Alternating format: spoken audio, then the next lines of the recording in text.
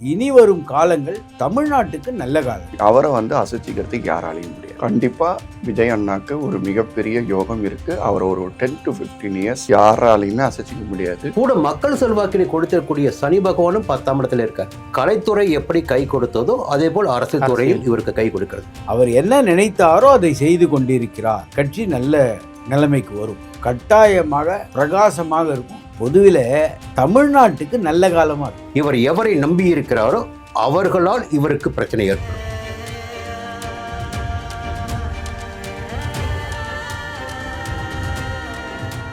இப்போ தமிழ்நாட்டின் முதல்வர் விஜய் அவர்களோட அடுத்த கட்ட நடவடிக்கை எல்லாம் என்ன மாதிரி இருக்கும்ன்றது உங்களோட ப்ரெடிக்ஷன்ஸ்? வணக்கம். லால்குடி சப்தரிஷீஸ்வரர் அருளால் உலக மக்கள் நலம் பெற வேண்டும். 2-3 மாதத்துக்கு முன்னாடி பேசும்போதே அவர் ஆட்சிக்கு வந்தவுடன் பெண்களுடைய பாதுகாப்புக்கு ஏற்பாடு செய்வார்னு சொன்னோம். சிங்கப்பெண் திட்டம்னு ஒன்று கொண்டுட்டார். அதே போல் மது கடைகள் மூடப்படும்னு நம்ம 3 மாதம் பிப்ரவரி மாதம் சொன்னோம். மது கடைகள் மூடுவதற்கான ஏற்பாடுகள் தொடங்கிவிட்டன. அப்போது சரியாக படிப்படியாக கொண்டு வந்து கொண்டு இருக்கிறார். இதுவும் என்னென்னா காலத்துடைய கட்டாயம். அதாவது காலத்துடைய கையில் நம்மளாம் பொம்மை. இப்போது செஸ்ஸு ஆடுற மாதிரி செஸ்ஸு காயினவே நகர்றது இல்லை, யாரோ நகர்த்துகிறார்கள். அப்போ விதி தான் நம்மளுக்கு சதுரங்க ஆட்டத்தை ஆடுகிறது. அது நிற்க வச்ச இடத்துல தான் ராஜா, அது நிற்க வச்ச இடத்துல தான் யானை, அது நிற்க வச்ச இடத்துல தான் குதிரை. அப்போது விதியின் சதுரங்க விளையாட்டுன்னு சொல்கிறது தவிர தனி மனிதன் செய்வதாக சொல்ல முடியாது. அதனால் இனி வரும் காலங்கள் தமிழ்நாட்டுக்கு நல்ல காலம்தான். அதில் எந்த விதமான சந்தேகமும் கிடையாது. முன்னால் விளம்பரங்கள் அதிகமாக இருக்கும், விஷயம் குறைச்சலாக இருக்கும். இப்போ விஷயம் ஜாஸ்தியாக போச்சு, விளம்பரம் குறைவாக இருக்கு. இதுதான் விளம்பரம் இல்லை, விளம்பரப்படுத்தி கொள்ளவில்லை. அவர் என்ன நினைத்தாரோ அதை செய்து கொண்டிருக்கிறார். அதில் எந்த விதமான சந்தேகமும் கிடையாது. அதாவது விதியே என்னன்னா தமிழ்நாட்டுக்கு ஒரு மறுமலர்ச்சி வேணும்னு விதி நினைச்சது. ஏன்னா எவ்வளோ பேருடைய கூக்குரல், எவ்வளோ பேருடைய வருத்தங்கள், இந்த இந்த இந்த வருத்தங்களை எல்லாம் விதி பார்த்துட்டு இருக்குல்ல. அந்த விதி ஒரு காலகட்டத்தில் மாற்றும். இப்போ விஜய் அவர்கள் அவர் போயிட்டு இருக்க பாதைகள் நிறையா பண்ணிட்டு இருக்க, நிறைய புதுமையான விஷயங்கள் பண்ணிட்டு இருக்க தமிழ்நாட்டுக்கு. பட் அவருக்கு இந்த விஷயத்தை தவிர்க்கவே முடியாது, இந்த விஷயத்துல அவர் ரொம்ப பாதுகாப்பாக இருக்கணும் அப்படின்னா நீங்கள் எதை சொல்லுவீங்க? அதாவது வேட்பாளர்கள் தேர்வு செய்தது இன்னும் கவனம் அதிகமாக செலுத்தி இருக்க வேண்டும் என்பது எண்ணம். காரணம், இந்த முறை மாற்றம் வர வேண்டும் என்பதால் மாறிவிட்டது. ஆனால் அவர்களுக்கெல்லாம் அரசியல் அனுபவம் இல்லை. அரசியல் அனுபவம் இல்லைன்னா வெகு நாட்கள் நீடிக்க முடியாது. ஏன்னா என்ன விஷயம்னே தெரியாது. புரியுதா உங்களுக்கு? மக்களை ஒருங்கிணைப்பது எப்படி, மக்களுக்கு என்னென்ன திட்டங்கள் தேவை, இதை ஒரு தனி மனிதனால் பண்ண முடியாது. அதுக்கு தான் இவ்வளோ வேட்பாளர்கள். புரியுதா உங்களுக்கு? அப்போது இதையெல்லாம் அவர் சீர்திருத்தும் போது அந்த கட்சி நல்ல நிலைமைக்கு வரும். அதில் ஒன்றும் சந்தேகம். உஷாராக இருக்கணும். ஆமாம். ஏன்னா காரணம் என்னன்னா, அதாவது தவறான மனிதனை கூட நீ வேலைக்கு வச்சுக்கலாம், ஆனால் அனுபவம் இல்லாத மனிதனை வேலைக்கு வச்சுக்க முடியாது. அனுபவம் அதிகம் வேணும். அதாவது ஓரளவுக்கு அனுபவம் உள்ளவர்களை அவர் வேட்பாளர்களாக தேர்ந்தெடுத்தால் அடுத்த முறை அது நடக்கும். பண்ணால் கட்டாயமாக பிரகாசமாக இருக்கும். பொதுவில் தமிழ்நாட்டுக்கு நல்ல காலமாக இருக்கும். நிறைய பேர் பேசிகிட்டு இருக்கிறது பார்த்தா இன்னும் அடுத்த 50 வருஷத்துக்கு விஜய் அவர்கள் தான் முதலமைச்சர் அப்படின்ற மாதிரி. இது சாத்தியமா சார்? அது போலெல்லாம் சொல்ல முடியாது. ஏன்னா காலம் வேறு விதமாக முடிவு பண்ணும். ஆனால் இனிமேல் இந்தியாவில் எந்த இடத்துலையும் ஊழல் என்ற ஒன்று நடக்கவே வாய்ப்பில்லை. எல்லா இடத்திலும் மக்கள் தெளிவாக இருக்கிறார்கள். இனி ஊழல் நடக்கவோ இல்லை ஒரு குறிப்பிட்ட ஆட்களே பணக்காரர்களாக ஆகிக்கொண்டு வருவது இதெல்லாம் நடக்காது. ஏன்னா மக்கள் கொதித்து எழுந்து விட்டார்கள். அவர்களுக்கு புரிஞ்சு விட்டு எந்த நேரத்தில் என்ன செய்யணும். நீங்களே பார்க்குறீங்க இந்த வாட்டி பல சில கட்சிகள் பணம் கொடுத்தும் தோற்று போனார்கள். அப்போது பணம் கொடுத்தா ஜெயிக்கலாம்ன்ற அந்த ஃபார்முலா அதுவே தோற்று போச்சு. அதனால் எப்போதுமே ஒரே வழிமுறையில் ஜெயிக்க முடியாது. உண்மை மட்டும்தான் கடைசி வரைக்கும் ஜெயிக்கும். நீங்கள் எவ்வளவு தான் பொய் சொன்னாலும் ஒரு நாள் இல்லைன்னா ஒரு நாள் கட்டாயமாக மாட்டிக்கொள்வீர்கள். இவர் தலைவர் விஜய், ஓகே, முதல்வர் விஜய், அவர் தான் பேஸ் பண்ணி தான் தாவேக கட்சி இருக்குது. அவருக்கு ஒரு வெற்றினாவே கட்சிக்கு வெற்றி தான், அவர் தோல்வினா கட்சிக்கு தோல்வி தான். சரி, இப்போ பார்த்தீங்கன்னா நம்ம பேசியது தான் இந்த தேர்தலில் வந்து பார்த்திங்கன்னா பாக்கிய ஸ்தானத்தில் சஞ்சரித்து வருகின்ற சனி அவருக்கு வந்து யோக பலன்களை கொடுத்தார். ஏன்னா பாக்கிய ஸ்தானத்தில் சஞ்சரிக்கின்ற போது தான் ஒரு மனிதனுடைய வாழ்க்கையில் மிகப்பெரிய முன்னேற்றம் ஏற்படும் 30 ஆண்டுகளுக்கு பிறகு.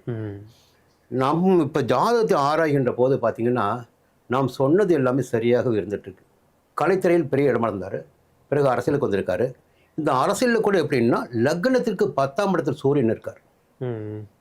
அப்போது ஆட்சி அதிகாரத்தை கொடுத்திடக்கூடிய சூரியன் தொழில் ஸ்தானமான இல்லை ஆட்சி ஸ்தானமான அதிகார ஸ்தானமான 10ஆம் இடத்துல இருக்கார். ஓகே, கூட மக்கள் செல்வாக்கினை கொடுத்திடக்கூடிய சனி பகவானும் 10ஆம் இடத்துல இருக்கார். கலைத்துறை எப்படி கை கொடுத்ததோ அதே போல் அரசியல் துறையில் இவருக்கு கை கொடுக்கிறது. கலைத்துறையில் பார்த்தீங்கன்னா சுக்கிரன் உச்சம் அவருக்கு, அதே இப்போ சுக்கிரன் ஆட்சி, ராகு உச்சம். அப்போ திரைத்துறைக்குள்ளே போனார், ஜெயிச்சுட்டு வந்தார். அங்கேயும் ஒரு பிரச்சனை என்ன ஏற்பட்டுச்சுன்னா சுக்கிரனுடன் கேது. ஒரு படம் வெற்றி அடைவது போல அடுத்த படம் வெற்றி அடையாது. வெற்றியும் இருக்கும் தோல்வியும் இருக்கும், வெற்றியும் இருக்கும் தோல்வியும் இருக்கும். இப்படி அவருடைய கடந்த கால வரலாறு திரைத்துறையில் அப்படி இருந்துச்சு. இப்போ அரசியல் உள்ள போகும்போது கர்மக்காரகனான சனி பகவான் ராஜகிரகமான சூரியனோடு நேர்ந்திருக்கிறார். கூட மாஞ்சி இருக்காரு, புதன் இருக்காரு, திட்டம் போடுவார். புதன் நல்லா இருக்காரு, திட்டம் போடுவார். ஆனால் சனி கர்மக்காரன் இல்லைங்களா, அப்போது நீ சின்ன சின்ன தவறுகள் செய்தாலும் உனக்கு அங்கே பிரச்சனைகளை அவர் ஏற்படுத்தி கொடுப்பார். ஓகே, புரிஞ்சு போச்சு. இப்போ சனியுடைய சஞ்சாரம் சாதகமாக இருக்கு.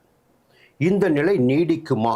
இப்போ வந்து சனி பாக்கியஸ்தானம் போனார், தேர்தல் வந்தது, தேர்தலில் எதிர்பாராத வெற்றி இவருக்கு கிடைத்தது, ஆட்சியையும் அமைத்து விட்டார். இன்னும் பார்த்தீங்கன்னா இவராலேயே ஸ்டடி பண்ண முடியல.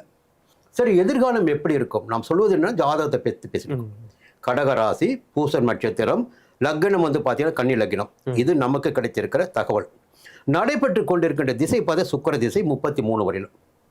இந்த சுக்கிர திசையாக இருந்தாலும் 8ஆம் இடத்திற்கு சனி வருகின்ற போது, 12ஆம் இடத்திற்கு குரு வருகின்ற போது, இப்படி சில காலகட்டங்கள் இருப்பாருங்க. அந்த காலகட்டங்கள் இவருக்கு எதிர்மறையான காலகட்டமாக இருக்கும். இந்த காலகட்டம் இவருக்கு சோதனையான காலகட்டமாக இருக்கும். இது ஜாதகத்தை மட்டுமே வச்சு பேசிட்டு இருக்கோம். இவர் கடகராசி பூச நட்சத்திரமாக இருந்தால் ஜென்ம கேது இவருக்கு சங்கடத்தை ஏற்படுத்துவார். 7ஆம் இடத்தில் சஞ்சரிக்கின்ற ராகு சங்கடத்தை ஏற்படுத்துவார். 7ஆம் இடம் என்பது கூட்டு ஸ்தானம், நட்பு ஸ்தானம், கூட்டு தொழில், அரசியல் என்பது கூட்டணி. ஓகே, புரியுங்களா? எங்கே பிரச்சனை ஏற்படும்னா இவர் எவரை நம்பி இருக்கிறாரோ அவர்களால் இவருக்கு பிரச்சனை ஏற்படும். ஓகே, அவர்களே எதிர்கொடியை உயர்த்தினாலும் ஆச்சரியப்பட முடியாது. விஜய் அவர்கள் சிஎம் ஆயிருக்காரு. அவரோட மேனிஃபெஸ்டேஷன் தான் காரணம். அவர் வந்து ஒரு 20 இயர்ஸ் 15 இயர்ஸுக்கு முன்னாடி சம் இன்டர்வியூஸில் வந்து சொல்லியிருந்தாரு, கண்டிப்பாக ஒரு கட்டத்துக்கு அப்புறம் மக்கள் வந்து எனக்கான ஒரு இடத்த கொடுப்பாங்க, காத்திருக்கிறேன் அப்படின்ற மாதிரி. ஸோ இதுவும் மேனிஃபெஸ்டேஷன் தான் காரணம். முக்கியமாக சொல்ல போனோம்னா லெஜண்ட்ஸ்ன்னு நீங்கள் சொல்லிட்டாலே, முக்கியமாக பாலிடிக்ஸில் நம்ம ஒரு கடகாத்திரமாக வீரியமாக தெரியணும் அப்படின்னாலே சூரியன் வந்து பலம் பெறணும், சிம்மம் பலம் பெறணும். நம்ம இளைய தளபதிக்கு இருக்கு, சரியா?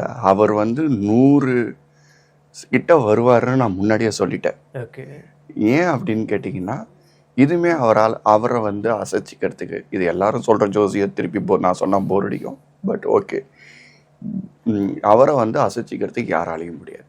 இப்போ நான் சொன்ன அந்த சந்திர பலம் இவருக்கு கடகத்திலேயே உட்காந்துருக்கோம், ஆட்சி பெற்று செவ்வாயோட.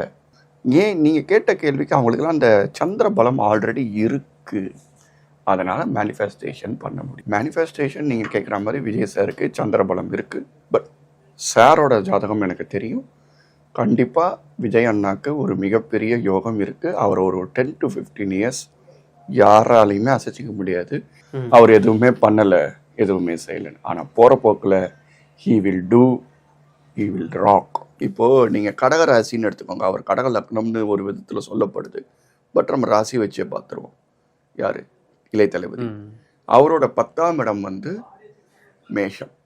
அந்த மேஷத்தில் சந்திரன் பரணி நட்சத்திரத்தில் வரும்போது தான் நம்ம இளைய தளபதி போயிருக்காரு. ஓகே. சரியா? அது அவரோட 10ஆம் இடம். 10ல் தொழில் ஸ்தானத்தில் சந்திரன் வரும்போது, அதுவும் பரணி நட்சத்திரத்தில் வரும்போது, சுக்கிரனோட நட்சத்திரத்தில் வரும்போது போயிருக்காரு. ஸோ அதில் போகும்போது அவருக்கு ஒரு சில விஷயங்கள் நடக்க போகுது அப்படிங்கிறது வந்து உள்ளுக்குள்ளே இருக்கக்கூடிய ஒரு மறைமுக உண்மை. ஓகே. மறைமுகம் தான், ஆனால் அது உண்மை.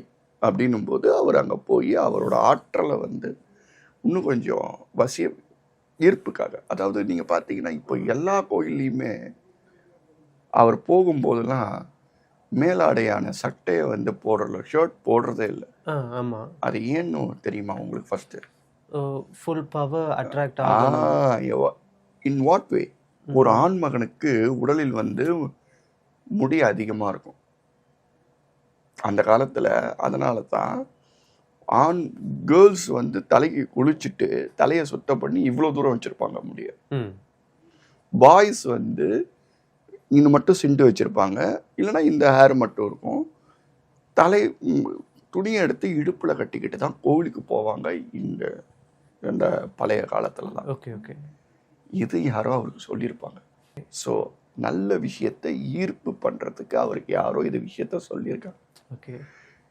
இந்த பாதையில் போகும்போது நல்ல விஷயங்கள் கிடைக்கும் அப்படின்னு யாரோ சொல்லியிருக்காங்க. அவர் மட்டும் போகாமல் அவரோட எஸ்கார்டான எல்லாருமே அப்படி தான் போகிறாங்க. இது யார் செஞ்சுருக்காங்க? யாருமே செஞ்சதில்லை. ஓகே. அப்போது இதில் ஏதோ ஒரு விஷயம் யாரோ சொல்லி கொடுத்து தான் பண்ணுறாரு. ஆனால் நம்ம எல்லா வீடியோலையும் சொல்கிற மாதிரி சொல்லி கொடுத்தா மட்டும் விஜய் அவர்கள் போக முடியாது. அவருக்கு பிராப்தம் வேணும். அவருக்கு விதியில் மூகாம்பிகை அம்மாவை பார்த்து மூகாம்பிகை அம்மா மூலியமாக இதெல்லாம் நடக்கணும்னு அவருக்கு எழுதப்பட்ட விதி.